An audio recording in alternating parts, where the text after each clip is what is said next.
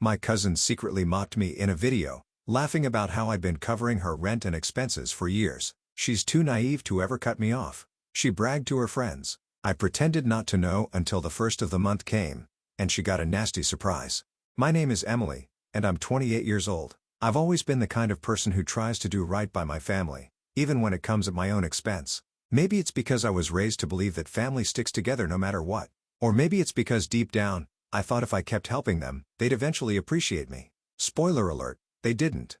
For the past few years, I've been letting my younger cousin, Lisa, live in my house rent-free. Lisa is 23, and if I had to describe her in one word, it would be entitled. She's the type of person who treats generosity like an expectation rather than a kindness. If you give her something once, she'll assume she deserves it forever. At first, I didn't think much of it.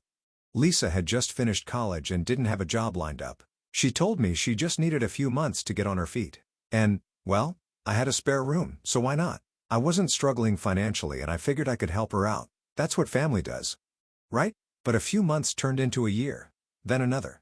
Lisa made no real effort to find a steady job. She worked part-time here and there, mostly for spending money, but she never contributed a single cent toward rent, utilities, or even groceries. And the worst part? She never even acted grateful. No, thank you. No offers to help around the house. Nothing. If I so much as asked her to do the dishes, she'd groan and roll her eyes like I was being unreasonable. At first, I let it slide. I told myself she was just immature, that she'd grow out of it. But then the little things started adding up. Like the time I came home after a 10-hour shift to find her sitting on the couch, surrounded by takeout containers from my favorite restaurant, food I have been saving for myself. When I asked her about it, she just shrugged. I thought you wouldn't mind, she said. Or the time she borrowed my car without asking and returned it with an empty gas tank, only to get annoyed when I told her she had to fill it up next time. Geez, it's not like you're broke or anything, she huffed. And don't even get me started on how she treated my house like a free Abby. She'd invite her friends over without telling me, and I'd wake up to strangers lounging in my living room.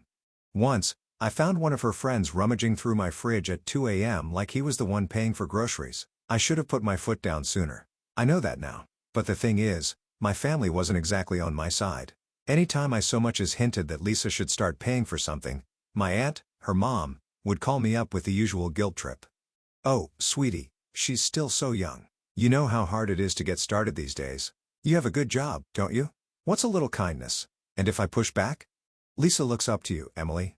If you kick her out, she'll feel so abandoned. Even my mom, who's usually pretty reasonable, would say things like, just be patient with her. You know how she is. She doesn't mean to take advantage of you, but she did mean to. I realized that the night I got the video, it was my uncle, the one relative who actually had a backbone who sent it to me. The video was taken at some party Lisa had gone to. In it, she was sitting with a group of her friends, laughing. And what she said made my stomach twist. Emily? Oh my God, she's so dumb. Lisa was giggling. She's been letting me live there for years for free. I don't pay for anything. She's too much of a pushover to ever kick me out. Like, she actually thinks I'm gonna move out one day. Why would I? I've got it made. Her friends laughed along with her. One of them said, damn, I need to find myself an Emily. Lisa grinned. Good luck. People like her are rare. I don't remember much after that. Just that awful, sinking feeling in my stomach. The realization that she never planned to move out, that she saw my kindness as stupidity, that she had always seen me as nothing more than a free ride. I wanted to scream. I wanted to call her out right then and there, to tell her to pack her things and get out of my house, but I didn't. Instead, I played it cool. I pretended I hadn't seen the video. I went about my days as if nothing had changed because if Lisa thought I was too much of a pushover to ever kick her out, she was about to learn just how wrong she was. For the next few weeks, I played the role of the same old clueless Emily. The one Lisa thought was too naive, too much of a pushover to ever do anything about her freeloading.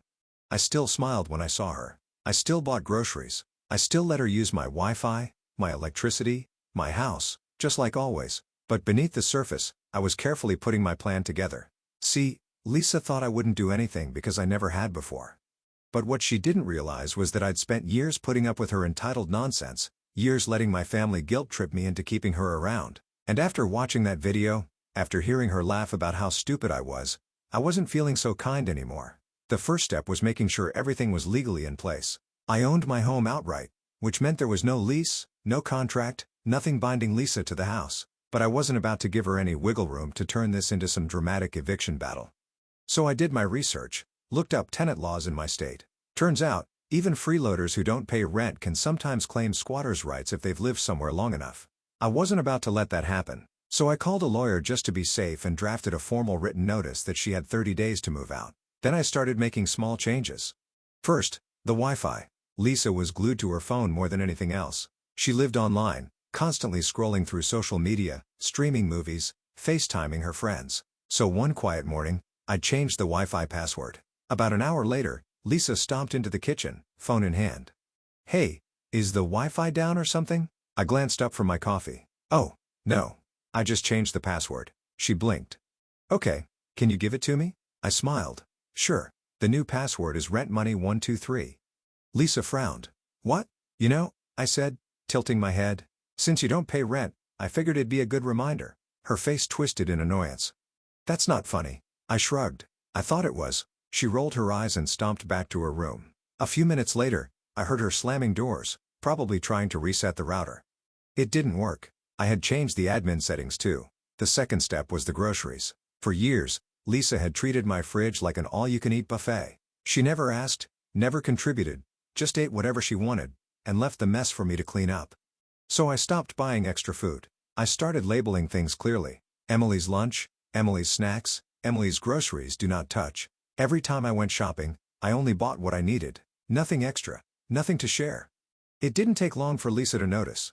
"Did you forget to buy food?" she asked one evening, standing in front of the nearly empty fridge. I looked up from my book. "Nope. I got everything I needed." She scoffed. "Well, what about me?" I raised an eyebrow. "You have a job, don't you?" "Yeah, then you can buy your own groceries," I said simply, turning the page. Her mouth opened and closed like a fish. "Wow, okay. Pretty much. Petty," I repeated, laughing. "Lisa, I've been feeding you for years for free. I just figured, since you're an adult, you'd want to start taking care of yourself." She huffed but didn't argue further. Instead, she started ordering takeout, a lot of takeout, which was perfect because that meant she was spending her own money, and soon enough, she wouldn't have anything left. The third step, utilities. I changed online subscriptions passwords. One by one, I cut her off from every single subscription she had been mooching off me. She finally snapped when she tried to watch a movie one night and got the login screen. "Seriously?" she yelled from the living room. "Why can't I get into anything?" I walked in casually, pretending to be surprised. "Oh, yeah, I figured since you don't contribute, I should only be paying for myself." Her face turned red. "You're being ridiculous." I smiled sweetly. "Am I?" She stormed off, muttering under her breath, but I could tell the cracks were starting to show. Then the final step, the real kicker, the formal notice. Exactly 3 weeks after I saw that video, I left a neatly printed letter on the kitchen counter. It was short and to the point. "Lisa, this is your official 30-day notice to vacate the premises. You will no longer be allowed to reside in this house. Failure to leave will result in legal action. Best, Emily." I made sure she found it. I waited in my room listening until I heard her pick up the paper. Silence. Then, "What is this?" I walked out casually. "Oh, that? Just a little notice letting you know it's time to move on." She turned to me, eyes wide. "You're kicking me out?" I shrugged. "You said it yourself, Lisa. I'm too dumb to ever kick you out, right?" Her face went pale. That's when the real meltdown began. Lisa's face twisted in shock, then anger, then something almost like panic. She gripped the letter in her hands like she could crumple it out of existence. "You can't do this," she sputtered. "This is my home too." I crossed my arms, leaning casually against the counter. "No, Lisa. It's my home. I own it. I pay for it. And you? You don't contribute a dime." She let out a nervous laugh. This is a joke, right? You're messing with me." I just tilted my head, waiting. Lisa's hands clenched at her sides. "Where am I supposed to go?" "You're an adult," I said, voice light. "I'm sure you'll figure something out." Her mouth opened and closed like she wanted to argue, but she had nothing. She knew it. I knew it. That's when the tears started. "Emily, please," she sniffled, trying to look pitiful. "I don't have anywhere else. You know how hard things have been for me." I held up a hand. "Save it, Lisa. I've heard it all before. I gave you years of free rent, free food, free everything, and you repaid me by laughing about how stupid I was behind my back. I think I've been more than generous." But she looked around frantically, like the walls were closing in. I could see the wheels turning in her head. Lisa had never been held accountable for anything in her life. Every time she messed up, someone bailed her out. And if it wasn't me, it was our family. Which is exactly why I wasn't surprised when she played her next card. "I'm calling Aunt Marie," she snapped, grabbing her phone. "Yes." The family intervention move. I didn't even try to stop her. Within 10 minutes, my phone rang. "Emily," came Aunt Marie's signature disappointed sigh. "Lisa just told me what's going on. You're really kicking your own cousin out on the street."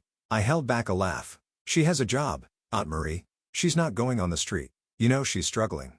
"She's struggling because she spends all her money on takeout and online shopping," I said. "She's not struggling enough to cut back on Starbucks, but she's struggling too much to pay rent? Funny how that works." "She's family," Aunt Marie said, like that was some kind of magical argument that made everything okay. I let out a breath. "So you'll take her in then?" Silence. "Aunt Marie, well, I can't do that," she stammered. "You know how small our place is and right? So she's my responsibility, but not yours." "That's not what I said." "That's exactly what you said," I cut in. "You don't actually care about Lisa having a place to stay. You just don't want to deal with her yourself." We're silence. Then she huffed. "Your mother would be ashamed of you, Emily." There it was. A cheap, low-blow guilt trip because she had nothing else left. I sighed. "Goodbye, Aunt Marie," and I hung up. Lisa stared at me, eyes wide. "You hung up on her?" "Yep." You can't just do that." "I can." And I did. Lisa looked completely lost. This was the first time ever that she wasn't getting her way. No backup. No last-minute save. No safety net. I saw her throat bob as she swallowed. "Emily," she tried again, her voice shaking now. "Please, just give me another chance." I looked at her, and for a split second, I almost felt bad. Almost. But then I remembered that video. The way she'd laughed. The way she'd called me dumb. The way she'd bragged to her friends about taking advantage of me. And just like that, my sympathy disappeared. "No, Lisa," I said. "I think we're way past second chances." Her face twisted in desperation. "I'll pay rent, I swear. Just please don't make me leave." I shook my head. "It's not about the rent," I said. "It's about respect. And you lost mine a long time ago." She looked like she might argue, but I just turned and walked away. 30 days. She had 30 days left, and I was going to enjoy watching the countdown. Lisa spent the next few weeks cycling through every tactic she could think of. First, she went back to denial. She acted like nothing had changed, like I hadn't handed her a formal notice. She still sprawled out on my couch, still blasted her obnoxious reality TV shows late into the night, still left her takeout containers on the kitchen counter for me to clean up.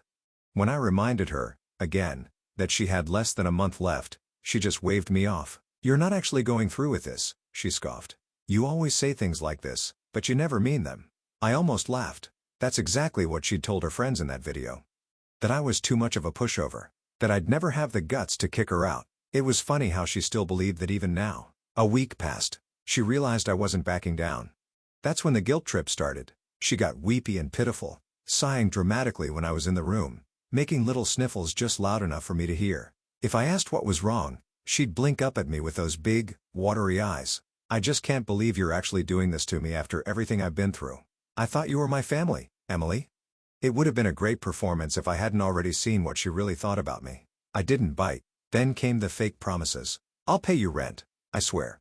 Just let me stay." She even went so far as to pull out her phone, pretending to make a budget plan right in front of me as if that was supposed to convince me. I didn't even humor her. "You had years to pay rent," I reminded her. "And instead, you laughed about how stupid I was for letting you live here for free. So, no, Lisa. I don't believe you." She scowled but didn't argue. She knew I was right. By the final week, her mood had soured completely. She sulked around the house, slamming doors, stomping her feet like a child throwing a tantrum. The place was a mess because she completely stopped cleaning up after herself, and I refused to do it for her. It was almost fascinating watching her unravel, like a spoiled kid finally being told no for the first time in her life. The night before move-out day, she had one last meltdown. She stormed into the living room where I was sitting, arms crossed tightly over her chest. "You know what?" she spat. "You're a horrible person. I've done nothing but love you like a sister, and this is how you repay me? Throwing me out on the street like trash?" I closed my book, resting it on my lap. "You loved me like a sister?" I repeated, raising a brow. "Is that what you were doing when you laughed about how dumb I was? When you bragged about how I'd never kick you out? Was that sisterly love?" Her jaw tightened, but she kept going. "You don't even need the money. You make plenty. You're just doing this to be a jerk." I sighed. "Lisa, this isn't about money. This is about the fact that I let you live here out of kindness, and instead of being grateful, you mocked me for it. You disrespected me, Lisa. And now, You're facing the consequences of that. She scoffed. Oh, you're so high and mighty, aren't you? Like you're some perfect little saint. Guess what, Emily? You're just like your mom. I stiffened. She saw it, smirked. That was low. My mother had been an emotionally manipulative mess. She guilt-tripped, controlled, made everything about her. I'd spent years unlearning all the ways she tried to twist my mind, and Lisa was doing everything in her power to be just like her, but I wasn't falling for it. Pack your bags, Lisa, I said coolly, standing up. You're out tomorrow morning. Her face darkened, but I walked past her without another word. The next day, I woke up early. I half expected her to try some last-minute trick, but to my surprise, she actually packed badly, sloppily, like she thought that by dragging her feet, she could somehow make me change my mind. She stood in the doorway, a single suitcase next to her, arms crossed. So that's it then? She said bitterly. That's it, I said. She let out a dry laugh. Well, you really don't care, do you? I did care, Lisa, I said. That was the problem. She stared at me, waiting like I was supposed to feel bad, like I was supposed to take it all back and say, oh, no, Lisa, I didn't mean it, please stay. But I didn't. I just opened the door. She grabbed her suitcase and stomped out. She didn't look back. I shut the door behind her. And just like that, for the first time in years, my house was my own again. At first, the silence felt wrong. Not in a bad way, just unnatural. I had gotten so used to Lisa's constant presence, the noise, the mess, the sheer weight of her expectation lingering in the air. But now? Nothing. No TV blaring at full volume. No passive-aggressive sighs. No leftover food boxes cluttering the counter. Just me, my space, my peace. I took a deep breath. It was over, or so I thought. The first sign of trouble came that evening. My phone buzzed with a message from my aunt, Lisa's mother. Emery texted, Emily, what have you done to Lisa? She just showed up here in tears. I rolled my eyes. Of course, she went crying to her mom. I debated ignoring it, but then I figured I might as well get ahead of whatever sob story Lisa was spinning. I replied, I told her to move out. She had plenty of notice. You know that. Aunt Marie responded, you put her out on the street like a heartless stranger? I texted, she's at your house, isn't she? Sounds like she's not on the street after all. I saw the typing bubble pop up, then disappear, then pop up again. Anne Marie responded, she's family, Emily. You don't turn your back on family. I texted, funny, I don't remember Lisa worrying about family when she was laughing about how stupid I was for helping her. She left me on read. I figured that was the end of it, but oh no. The real storm came the next day. I woke up to a group chat blowing up, one that included my aunt, a few cousins, and, for some reason, Lisa herself. Anne Marie texted, Emily, I cannot believe how selfish you've been. Cousin Jenna texted, kicking out your own family in this economy? Cold-hearted. Lisa texted, guess I know where I stand now. Thanks for making me feel like garbage, Emily. Hope you're happy. I sighed. I wasn't about to let them rewrite the narrative. I replied, Lisa lived in my house rent-free for years. She never paid a dime, never even tried to, and instead of being grateful, she made fun of me behind my back. I gave her a month's notice. She's living with Aunt Marie right now, so let's not pretend she's out in the cold. If anyone else feels like she deserves free housing, you're welcome to take her in. Silence.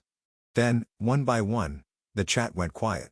A few cousins who hadn't even commented left the group entirely. And Lisa? Well, she didn't say a word. Later that night, I got a text from my cousin Jenna, the only one who hadn't thrown a fit. Jenna texted, honestly, I don't blame you.